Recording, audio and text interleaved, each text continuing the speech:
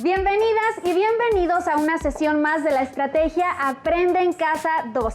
Yo soy Leslie Mendívil y los invito a seguir trabajando desde sus hogares. Aprovecho para recomendarles que a sus hábitos de estudio sumen buenos hábitos de higiene y alimentación y que dentro de lo posible realicen actividades físicas varias veces por semana. Recuerden que la salud, como el conocimiento, es una tarea en la que colaboramos todos. Y para dirigir esta sesión se encuentra con nosotros la maestra Carolina Nicté Celis Gurrola, a quien me da mucho gusto darle la bienvenida. ¿Qué tal, maestra? Gracias. ¿Qué tal? ¿Cómo están? Me da mucho gusto estar con todos ustedes.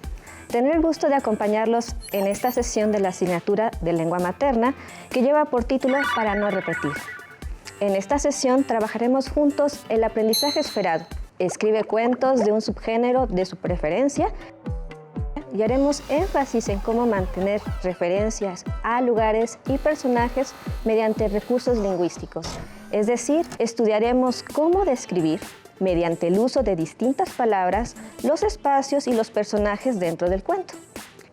Es importante participar en las actividades de la sesión, por lo que les sugiero que tengan a la mano su cuaderno y un lápiz o pluma para que anoten las distintas clases de palabras que les ayudarán a describir el lugar donde ocurren las acciones y al personaje de su cuento, así como las ideas principales, preguntas, reflexiones que surjan durante el desarrollo de las actividades y conforme vayamos revisando la información. Además, pueden apoyarse en su libro de texto de lengua materna o preguntar a su maestra o maestro. Ahora que ya tienen los materiales listos, vamos a comenzar. Maestra, qué bueno que la veo porque fíjese que tengo un problema. ¿Y cuál es? Pues es que estoy tratando de escribir un cuento y ya tengo mis personajes y todo lo que va a pasar es buenísimo, es de ciencia ficción, con muchas máquinas que quieren acabar con los humanos y un ejército de plantas carnívoras que se comen a las máquinas. Suena muy interesante. Sí, el problema no es ese. El problema es que siento que no está quedando bien, como que se repiten muchas palabras. Tengo un párrafo, por ejemplo, donde se repite 4 veces la palabra androide, y eso no me gusta. Me parece que hace que el texto parezca poco profesional, ¿no cree? Ya veo. Creo que ya sé cuál es el problema con tu escritura. No quieres repetir, pero no sabes muy bien cómo hacer para que no te pase. Juan Rulfo, cuentista mexicano, decía que en un cuento se trabaja con la imaginación, intuición y una verdad aparente. Cuando esto se consigue, entonces se logra la historia que uno quiere dar a conocer. Si bien es cierto que estos aspectos son necesarios en un primer momento, cuando tenemos que decidir las características y especificidades de la historia que vamos a trabajar, también es importante pensar en la manera como vamos a construir el texto. Esto es la estructura del cuento. ¿Recuerdan algún cuento que les haya gustado? Yo recuerdo varios, maestra, que me envolvieron en su trama debido a que tanto el desarrollo como la descripción del espacio, el tiempo y los personajes estaban redactados tan bien, con tanta soltura, que me mantuvieron leyendo e interesada hasta el término de la narración y de la última página. Probablemente esos cuentos que te fascinaron estaban redactados de una manera particular para crear un efecto determinado en ti como lector.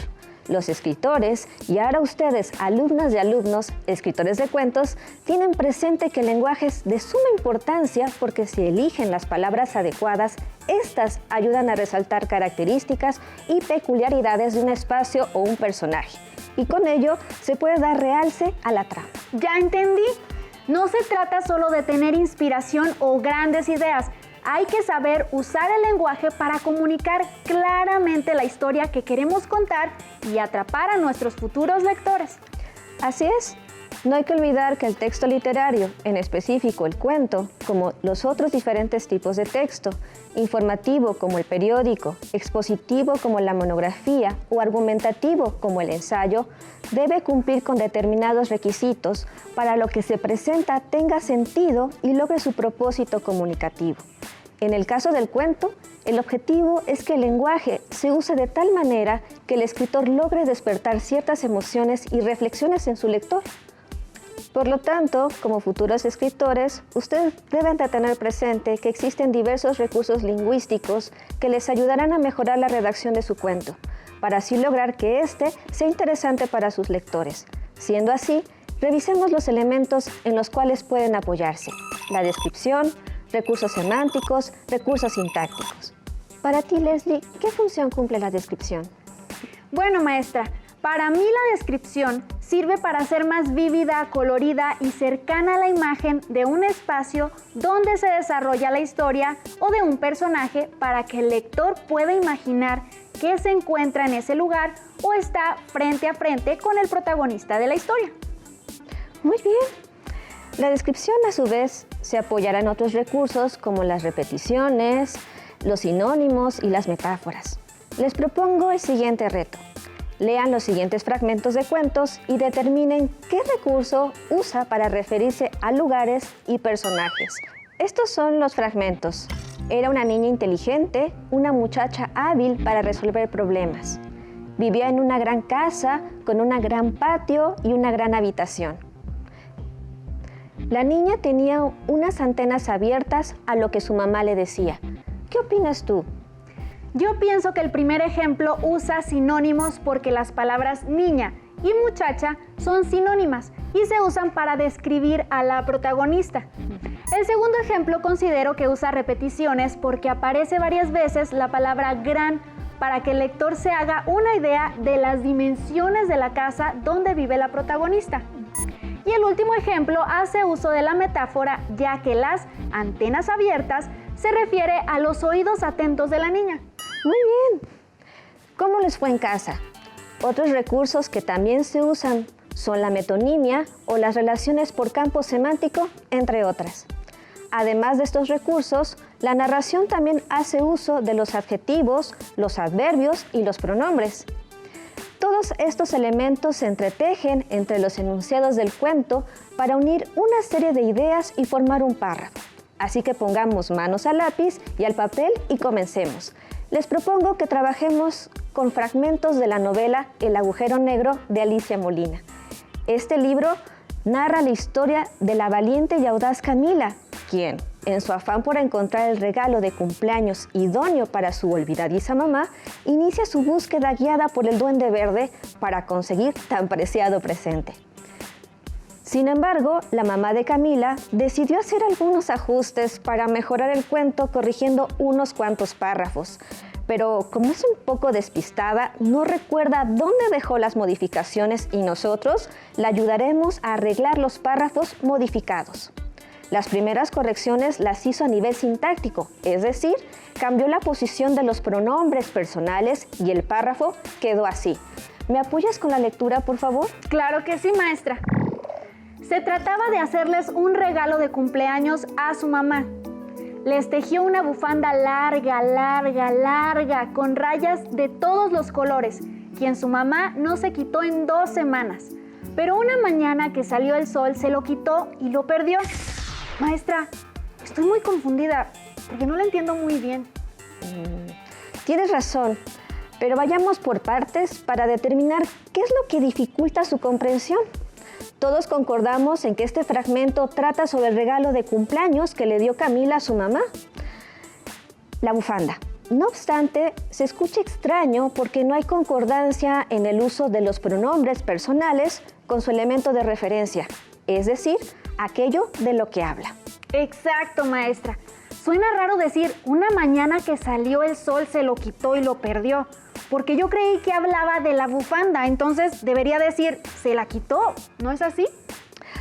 Primero, recordemos que los pronombres son la clase de palabra que sirve para sustituir un sustantivo y evitar la repetición. Sabemos que el elemento de referencia del pronombre, lo, es la bufanda, la cual es un sustantivo femenino singular y de ella se está hablando en el párrafo, pues fue el regalo dado a su mamá. Por lo tanto, la correspondencia sería bufanda, sustantivo femenino singular, corresponde al pronombre personal la. Ah, ya entendí, maestra. debemos emplear el pronombre de tercera persona singular femenino la en lugar del pronombre de tercera persona del singular masculino lo. Con razón no lo entendía, maestra. A este tipo de referencialidad se le conoce como anáfora y quiere decir que a lo que se refiere el pronombre la, es decir, la bufanda, ya fue mencionado previamente en el texto. También notamos que hay otro pronombre cuyo uso es inadecuado en esta situación y es les, porque en vez de ir en singular está en plural, pues quien recibe la bufanda de regalo es la mamá de Camila. A mamá de Camila, que es un sustantivo singular, corresponde el pronombre de tercera persona singular le. Maestra, acabo de notar que en este caso el referente del pronombre le, que es su mamá, está después y no antes, como en el caso anterior. Buena observación. Este tipo de referencialidad recibe el nombre de catáfora, ya que el referente que se pretende mencionar aparece posteriormente. Tal fue el caso de la mamá de Camila. Por otro lado, identifiqué otro elemento que no concuerda, maestra, y que le resta cohesión al sentido del párrafo. Es el caso de le tejió una bufanda larga, con rayas de todos los colores, quien su mamá no se quitó en 2 semanas. El uso de quién suena medio raro. En este caso se está empleando un pronombre relativo de persona cuando el referente es un objeto, esto es, la bufanda, y le corresponde que sustantivo singular femenino inanimado, que en lugar de quién. Después de hacer las correcciones, el texto quedaría de la siguiente manera. ¿Me ayudarías con la lectura, Leslie? Claro, maestra. Se trataba de hacerle un regalo de cumpleaños a su mamá. Le tejió una bufanda larga, con rayas de todos los colores que su mamá no se quitó en 2 semanas. Pero una mañana que salió el sol, se la quitó y la perdió.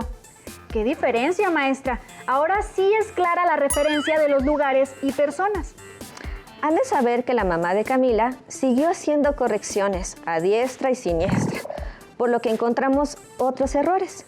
Creemos que quiso disimular la cantidad de objetos que llegaba a perder, así que... Y es que este era el problema, su mamá perdía poco. Las llaves, la canasta del mandado cuando iba al mercado, aretes, papeles importantes y papeles insignificantes, la tapa de la pasta de dientes, su anillo de bodas, las sombreras de su suéter favorito y una vez hasta una cebolla cuando estaba cocinando. Si bien es cierto que los pronombres indefinidos se emplean para designar objetos cuya identidad o cantidad es imprecisa, en este caso es evidente que el pronombre poco no es el adecuado cuando sabemos la cantidad de objetos extraviados por la mamá de Camila. Por lo tanto, el pronombre indefinido adecuado debería ser todo, ya que es un conjunto de variados objetos. También tuvo problemas con los adjetivos posesivos, pues en vez de emplear el adjetivo posesivo en singular que califica a un sustantivo en singular, suéter, usó en su lugar sus, cuando el adecuado era su. Noté que además la mamá de Camila quiso disimular la cantidad de objetos extraviados y que suprimió la reiteración de la palabra perder, quizá porque le abrumaba la palabra. Sin embargo, cuando queremos destacar la persistencia de un acto u objeto porque consideramos que le da un efecto de intensidad, podemos hacer uso del recurso lingüístico denominado repetición. La palabra que repetirá sería el verbo perder, pues queremos enfatizar y reiterar la continuidad de una acción que nos hace reír. Así que repetiremos el verbo perder 3 veces en tiempo copretérito, es decir, perdía, para hacer notar que es una acción que continúa persistentemente, y en tiempo pretérito, esto es perdió, para mencionar una acción pasada que provoca risa, que es el caso del extravío de la cebolla. El párrafo con las modificaciones quedaría mejor así. Y es que este era el problema. Su mamá perdía todo. Perdía las llaves, perdía la canasta del mandado cuando iba al mercado, perdía aretes, papeles importantes y papeles insignificantes, la tapa de la pasta de dientes, su anillo de bodas, las sombreras de su suéter favorito y una vez hasta perdió una cebolla cuando estaba cocinando. Y así fue como lo escribió la escritora Alicia Molina, la autora de esta historia. Los elementos semánticos son muy útiles al momento de escribir y ustedes, como escritores, deben conocer su utilidad para lo que plasmen en su cuento y se enriquezca. Sabemos que no es apropiado la utilización de ciertas palabras como cosa para nombrar de manera genérica cualquier objeto, porque eso denota pobreza de vocabulario y, por lo tanto, es mejor usar el nombre que le corresponde al objeto que deseamos mencionar. No obstante, en el texto literario es usual el empleo de este tipo de palabras porque permite crear un efecto de suspenso. Por esta razón, cuando Camila se da la tarea de crear el regalo de cumpleaños para su mamá y decide diseñar una lámpara, se apresura a su cuarto para sacar del cajón de su cómoda el material para llevarlo a cabo, sin imaginar que se llevaría una sorpresa. La pantalla la encontró enseguida, pero necesitaba cintas de colores, pegamentos, flores de papel. Pensó que podía hacer una mariposa, pero no. Mejor usaría su colección de flores secas para cubrir las manchas que tenía la pantalla.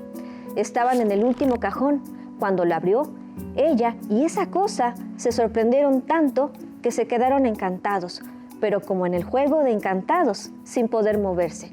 La primera que se repuso fue Camila. Maestra, el hecho de que la escritora haya elegido la palabra cosa me parece una muy buena idea, porque me hizo pensar en una variedad de posibilidades que desataron mi imaginación como lector. Quizá también las y los alumnos pensaron en varias posibilidades. Dicho efecto se conoce como verba omnibus o performance léxicas. Imagino que el nombre suena confuso, pero significa que el sentido de la palabra es vago o impreciso. Por otra parte, existen otros recursos lingüísticos que pueden utilizar para su cuento y que tengan mayor variedad de vocabulario. Por ejemplo, el empleo de las correspondencias. Esto consiste en hacer referencia a un mismo objeto, pero con expresiones o frases diferentes en el mismo texto. Tal es el caso de Camila cuando conoce al Duende Verde y expresa lo siguiente. Discúlpame, pero nunca en mi vida había visto un duende verde de verdad. Me pareces un bicho un poquito raro. Ah, ya veo. La expresión bicho raro está relacionada con el duende verde y se refiere a este sin repetir su nombre. Por lo tanto, ambos términos son correferentes, puesto que apuntan al mismo personaje entre fantástico y travieso. Otro recurso usado para continuar con esta variedad de vocabulario es el empleo de la hiperonimia o hiponimia, que consiste en que por medio de una palabra generaliza un concepto que abarca otros significados específicos. Como cuando el narrador describe lo que le sucede al Duende Verde al reencontrarse con sus hermanos. El gran abrazo de los hermanos y la fiesta de cumpleaños más ruidosa y animada que se les pudiera ocurrir. Hubo piñata, cantaron, bailaron, contaron chistes de duendes y chismes de todas las brujas de la comarca. Imitaron a los seres humanos que conocían y se desternillaron de risa hablando de las travesuras que les habían hecho. En este caso, las palabras piñata, cantaron, bailaron, contaron chistes y chismes, imitaron a los seres humanos y desternillaron de risa tienen como hiperónimo la palabra fiesta, es decir, que son acciones que se suelen hacer en una fiesta. Veamos un recurso más, la metáfora. Este es de uso común y lo empleamos todo el tiempo, pero no nos ponemos a reflexionar de su existencia, sino hasta que lo utilizamos para adornar un texto. La metáfora es emplear una palabra por otra porque entre las dos existe una semejanza. Cuando Camila platica con el Duende Verde, este le dice cómo fue que su mamá lo extravió. Entonces la maestra gritó, ¿qué tienes ahí? Tu mamá dijo, nada, y me guardó en su calcetín. Y luego se le olvidó y así es como fui a dar al agujero negro. ¿Qué es el agujero negro? Eso, un agujero negro, un hoyo oscuro, donde van a dar todas las cosas cuando tu mamá las pierde. ¿Y tú? ¿Cómo saliste de ahí? Le hice un agujero al agujero. ¿El agujero tiene un agujero? No, respondió satisfecho. Ahora tiene un nudo. Pero primero díganme, ¿qué entienden aquí por agujero negro? Bueno, maestra, yo entiendo que un agujero negro es una región en el espacio con concentración de masa tan densa que genera un campo gravitacional tan fuerte que incluso la luz no puede escapar de ella. Muy bien. Sin embargo, aquí en la historia la autora menciona un hoyo negro, que sería algo parecido o semejante a un agujero negro del espacio, con la diferencia que este hoyo es una cavidad que tiene la posibilidad de resguardar lo que se coloca en su interior para poder recuperarlo. Muy bien, ahora les propongo el reto final. Aventúrense a escribir un cuento usando los recursos que hemos repasado. También pueden leer algún cuento de su preferencia y hacer el ejercicio de identificar cómo es que la escritora o escritor usa estos recursos para enriquecer su narración. Recuerden que los buenos escritores son, antes que nada, atentos lectores. Después de haber visto cada uno de los recursos lingüísticos que les pueden ayudar a embellecer su cuento, es momento de recordarlos para que los apliquen en su historia y sea interesante para sus futuros lectores. La descripción es por excelencia el recurso más utilizado para pintar con palabras coloridas a los personajes y los espacios donde estos interactúan. Los adjetivos posesivos, los pronombres relativos, personales e indefinidos engarzan los referentes sustituyendo a un referente previamente mencionado o a uno que se mencionará posteriormente. Los recursos semánticos son aquellos que se apoyan del significado de las palabras para crear la referencialidad del elemento mencionado. Algunos de ellos son las reiteraciones, las verba omnibus, la correferencia, la hiperonimia y las metáforas. Recuerden que todos estos recursos lingüísticos se entretejen entre los enunciados para unir una serie de ideas y formar un párrafo que sea atrayente para el lector, a fin de que no se desprendan del texto sino hasta llegar al final. Antes de terminar, les sugiero que ubiquen el aprendizaje esperado de esta sesión. Escribe cuentos de un subgénero de su preferencia en su libro de lengua materna, en específico, la sección destinada a abordar cómo mantener referencia a los lugares y personajes mediante diversos recursos lingüísticos. Y trabajen con su maestra o maestro las actividades propuestas para lograr un mejor aprendizaje de este contenido. Asimismo, cuando terminen su cuento, compártanlo con sus compañeros y profesores. Pueden elaborar una antología o propongan la creación de un grupo de lectura para difundir sus historias. Soy la profesora Carolina Nicté Celis Gurrola.